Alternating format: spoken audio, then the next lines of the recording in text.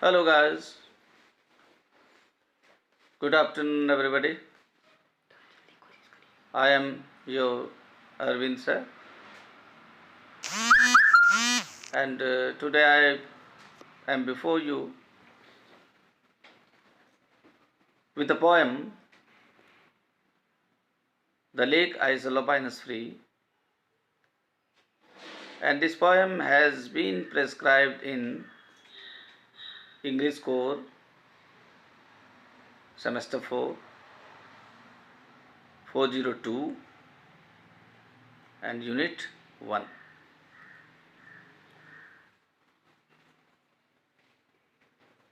Before I start the poem, I will make an earnest appeal to all of you to remain inside your homes, to follow the lockdown imposed throughout the nation. Being an ideal citizen, you must follow it. Hope you will stay home, stay healthy, stay blessed. And first, I will read out the lines of the poem. Try to listen it carefully, and then we shall come up to the critical appreciation of the poem. So here is the poem for you. I will arise and go now and go to innisfree, and a small cabin built there of clay and wattles made. 9 bean rows will I have there, a hive for the honeybee, and live alone in the bee loud glade. And I shall have some peace there, for peace comes dropping slow, dropping from the vales of the morning to where the cricket sings. There midnight is all a glimmer, and noon a purple glow, and evening full of the linnet's wings. I will arise and go now, for always night and day I hear lake water lapping with low sounds by the shore. While I stand on the roadway or on the pavement's grey, I hear it in the deep heart's core. So this was the line. And before I start discussing the poem, the critical appreciation of the poem, I would like to say a few lines about the poem and the title of the poem and about the poet. You know, the poet is W.B. Yeats. Yeats is one of the greatest poets of the modern age, 20th century. Originally, he is an Irishman, and in the beginning of his career, he used to write romantic types of poems. But as he grew mature in his later years, he wrote, he was struck by the growing harshness, the the growing materialism, and a fast deterioration in morality, spiritualism. He turned to write the poems dealing with such themes. He was an Irishman, and that was a time when the people of Ireland were passing through a very critical phase of time. Independence war was going on, Easter Rebellion had already taken place. There was a large massacre of Irish people. One more thing is there, in comparison to the other parts of the country, England, this part, Ireland, is very much famous for its natural scenic beauty. There is a sense of nostalgia also, a sense of indirect hidden patriotism as well, a sense of revolt, a hidden sense of revolt, all combined into together are can be rather observed in the poem.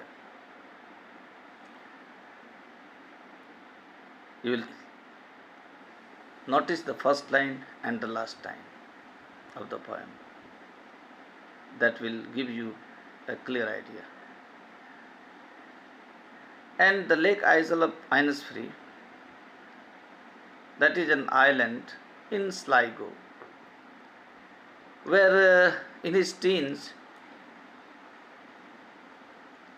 he was very much he had very much heard of and hankered. He was very much as a poet, he was very much influenced by Thoreau.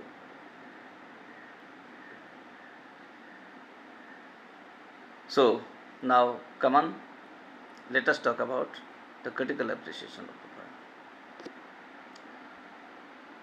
The Lake Isle of Innisfree is one of the all-time celebrated poems of W. Yeats, the great poet of the modern age. Yeats, in his early poems, as I told you earlier, is somewhat romantic, while he turns realistic in his later poems. The contrast between the material and the spiritual, between the human and the non-human, occur and recur in his later poetry.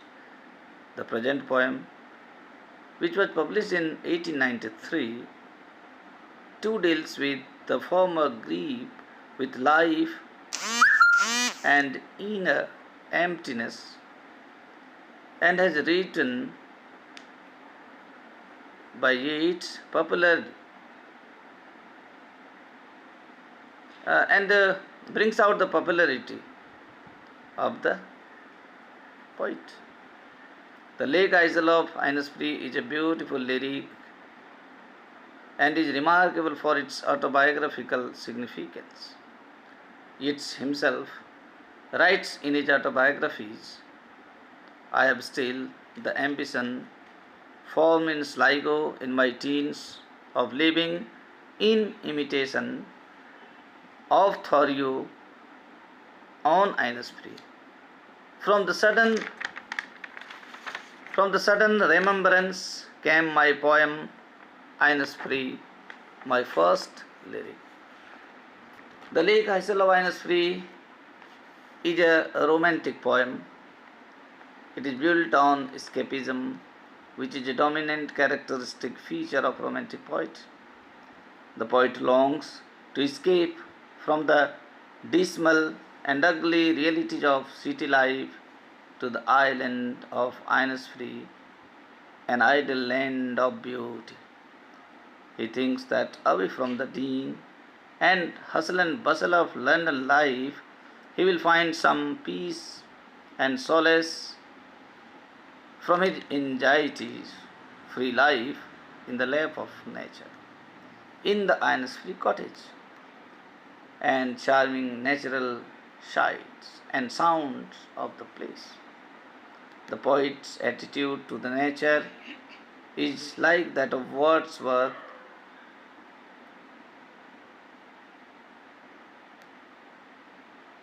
Wordsworth is off and on brings out the same note in his poems. Likewise, Yeats too brings out the immortality, the restorative, the healing, soothing feature of the nature before the readers. As Wordsworth feels that nature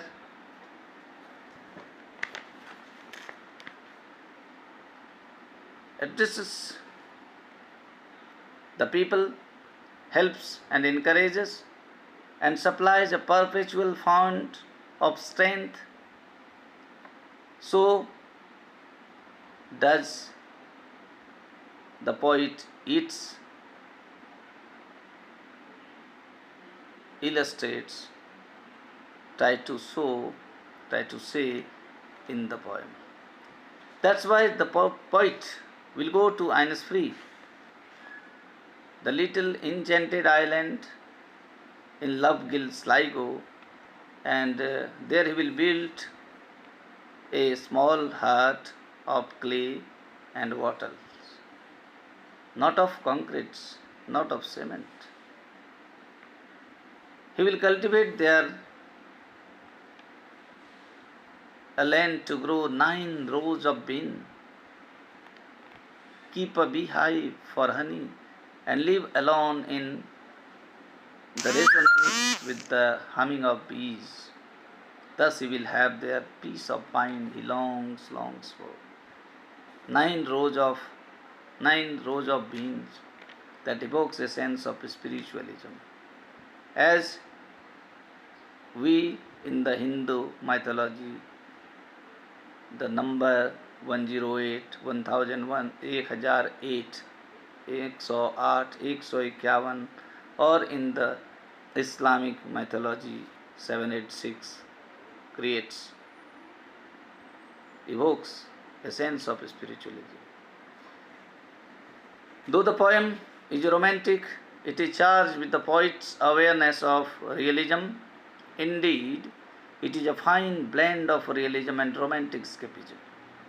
The line, "And I shall have some peace there," suggests its keen sensitiveness to the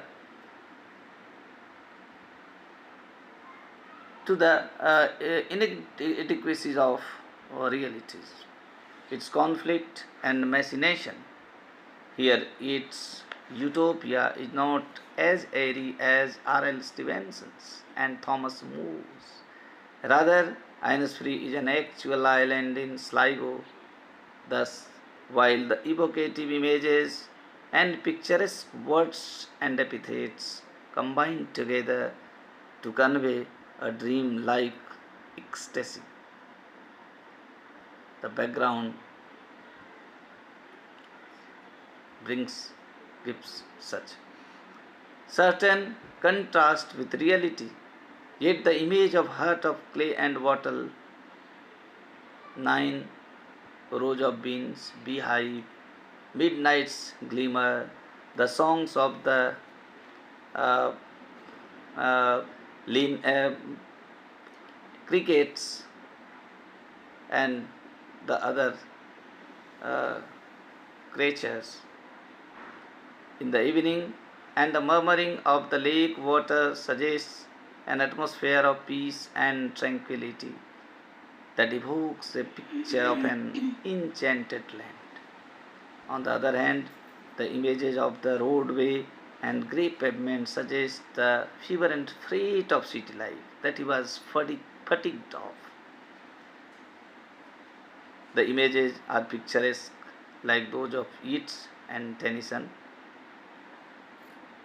Again, I will tell you that here can also be observed the poet's sense of nostalgia, that the natural scenic beauty of Ireland always haunts the heart of the poet. That's why I told you this poem is very romantic in spirit, yet it contains the poet's other ideas such as his sense of nostalgia and the conflict between the materialism and the spiritualism. So, this was all for today. Hope you will enjoy it. At the same time, you will find it helpful in preparing a good notes on this point. Thank you.